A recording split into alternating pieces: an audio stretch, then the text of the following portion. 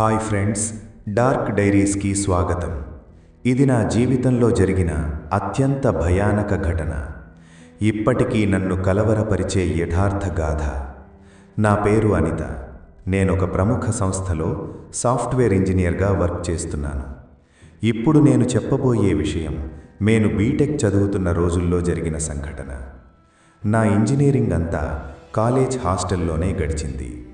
మేము నలుగురం ఫ్రెండ్స్, శాంతి, స్వాతి, తన్మయి, నేను ఎప్పుడూ ఒక గ్రూప్గా ఉండేవాళ్ళం. మాది కాలేజీలోనే అతిపెద్ద కోతి గ్రూపు. ఎప్పుడూ అందరినీ ఆట పట్టిస్తూ అల్లరి చేస్తూ ఉండేవాళ్ళం. బేసిక్గా చదువులో మేము టాప్ కాబట్టి కాలేజీలో మా అల్లరి బాగానే చెల్లింది. మా అల్లరి, ఆకతాయితనం మాకు జీవితాంతం మరిచిపోలేని భయాన్ని పరిచయం చేస్తుందని మాకు ఆ క్షణం తెలియదు. మా హాస్టల్ మొత్తం 5 ఫ్లోర్స్. మేము థర్డ్ ఇయర్ అవ్వడం వలన మా రూమ్ 4th ఫ్లోర్లో ఉండేది. గ్రౌండ్ ఫ్లోర్లో mess, meditation hall, gym, warden room, అలాగే వర్కర్స్, స్టాఫ్ రూమ్స్ ఉంటాయి. ఫస్ట్ అండ్ సెకండ్ ఇయర్ వాళ్ళు ఫస్ట్ అండ్ సెకండ్ ఫ్లోర్లో ఉండేవాళ్ళు. ఇక మిగిలిన ఫ్లోర్స్ అంతా సీనియర్స్ రాజ్యం.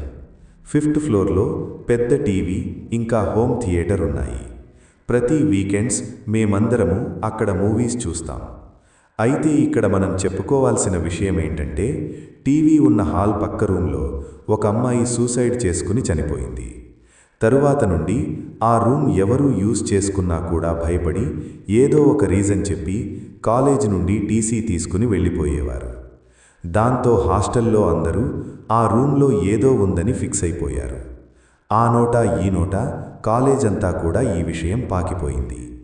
ఆ ప్రచారం కాస్త ఎవరైనా కొత్తగా వచ్చేవాళ్లు హాస్టల్లో ఉండడం అంటేనే భయపడే రేంజ్కి వెళ్ళిపోయింది. అసలే మా బ్యాచ్ అందరికీ అత్యుత్సాహం ఎక్కువ కదా. ఈ విషయమంతా నిజమా కాదా అన్నది కనిపెట్టాలి అని ఫిక్స్ అయ్యాం. ఎప్పటిలాగే ఆ రోజు కూడా నైట్ 8 అయ్యేసరికి భోజనం చేసేసి టీవీ రూమ్కి వెళ్ళిపోయాం. అప్పటికే మా హాస్టల్ మేట్స్ చాలామంది అక్కడ ఉన్నారు. ఎప్పుడెప్పుడు 10 అవుతుందా అని ఈగర్గా వెయిట్ చేస్తున్నాం. టైం 10 అయ్యింది. అంతే. అప్పటి వరకు టీవీ చూస్తున్న అందరూ వితిన్ సెకండ్స్లో అక్కడి నుండి జంప్. ఆఖరికి మేము నలుగురం మిగిలాం. సిచ్యువేషన్ ఇంకా డెప్త్గా ఉంటుందని మంచి హారర్ మూవీ పెట్టాం. టైం 11 అయ్యింది. అప్పటి వరకు ధైర్యంగా ఉన్న మా ఫ్రెండ్ శాంతి భయపడటం మొదలుపెట్టింది. ఏహే, నోరు మూసుకుని కూర్చో, భయం లేదు, గాడిద గుడ్డు లేదు అని గట్టిగా గదిమి కూర్చోబెట్టాము.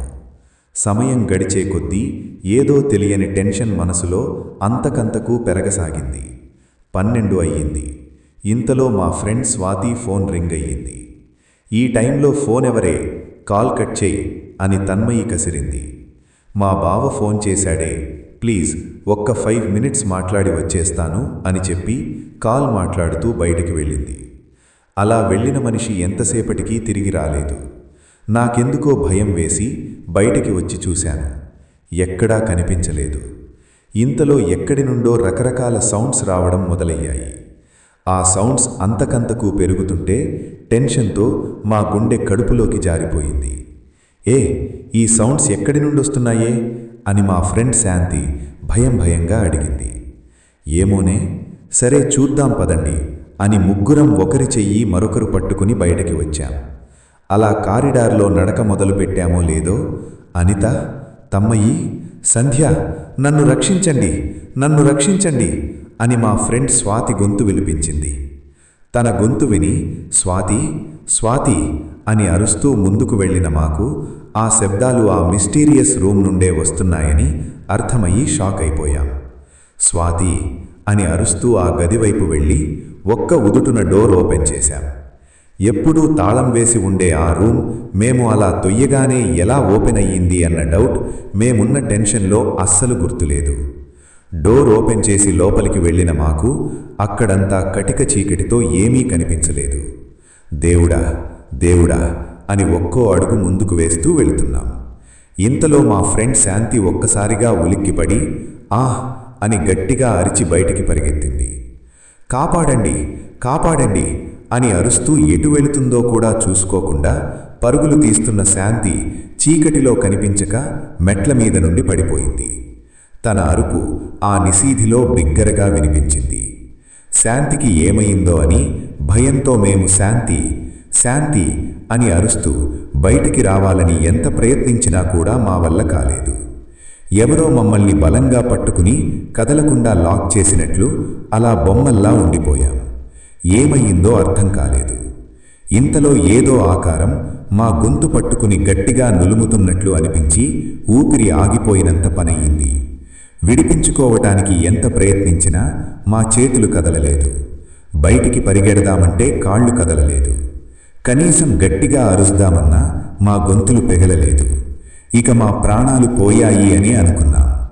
ఇంతలో గది బయట ఎవరివో అరుపులు గట్టిగట్టిగా వినిపించాయి. అంతే, ఎవరో మమ్మల్ని బలంగా విసిరికొట్టినట్లు ఎగిరి గది బయటపడ్డాం.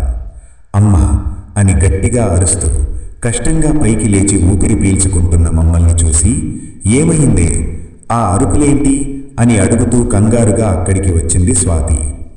ఏమైందో అని అడుగుతావేంటే, నువ్వేగా గదిలో నుండి అరిచావు, నీ అరుపులకే మేము అక్కడికి వచ్చి ఈ పరిస్థితి తెచ్చుకున్నాం అని కోపంగా అరిచింది తన్మయి.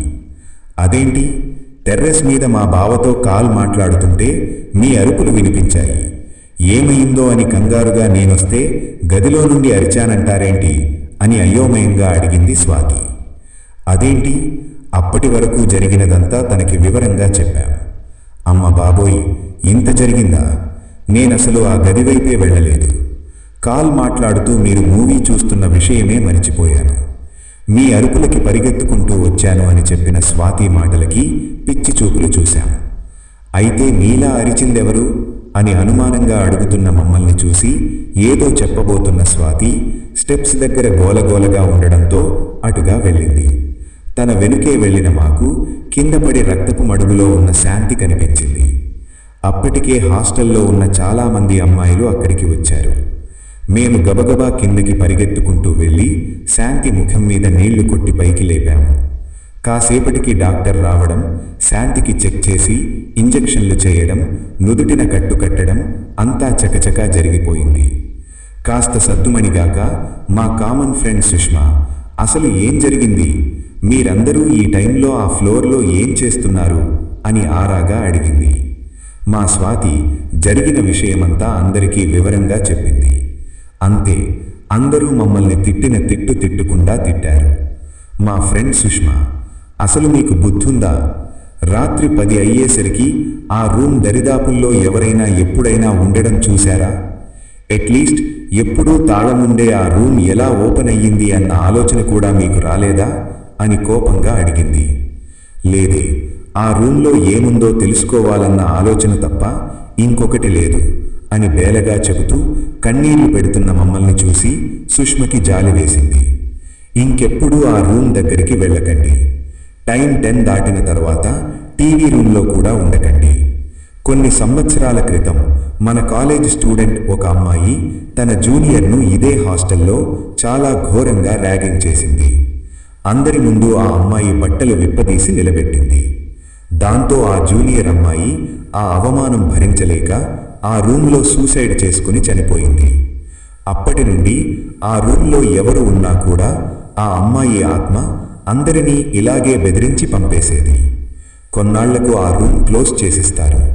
అప్పుడప్పుడు ఎవరైనా తెలియక పొరపాటుగా అటువైపు వెళితే వాళ్లకి ఇదే గతి పట్టించేది. అంటే ఆ అమ్మాయి ఆత్మ ఆ గదిలో ఉందా అని షాక్ అయిపోయాం. అలా మా అల్లరి ఆకతాయితనం మాకు జీవితంలో అతిపెద్ద భయాన్ని రుచి చూపించింది. ఈ స్టోరీ ఎలా అనిపించిందో కామెంట్లో చెప్పండి, లైక్ చేయండి. అంతవరకు జాగ్రత్త. మళ్ళీ రేపు కొత్త స్టోరీతో కలుద్దాం.